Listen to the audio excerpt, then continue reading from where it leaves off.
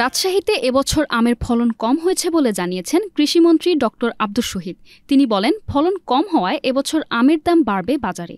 শুক্রবার রাজশাহীর গোদাগাড়ীর করমপুর গ্রামে আমের বাগান পরিদর্শন ও আম চাষিদের সাথে মতবিনিময় সভায় তিনি একথা বলেন। এ সময় মন্ত্রী জানান, রাশিয়া, বেলারুশ সহ কয়েকটি দেশ আম নিতে আগ্রহ প্রকাশ করেছে। বিভিন্ন দেশে আম রপ্তানির চেষ্টা চলছে। আমের মৌসুমে সিন্ডিকেটের বিরুদ্ধে সজাগ থাকার পরামর্শ দেন কৃষিমন্ত্রী। বাগান পরিদর্শন শেষে প্রায় ৩০০ জন কৃষককে আর্থিক সহায়তা প্রদান করা হয়। বাংলাদেশের আমের কদর কিন্তু বিশ্বের দরবারে খুব বেশি। সেই হিসাবে বেলারুশ আসছিল।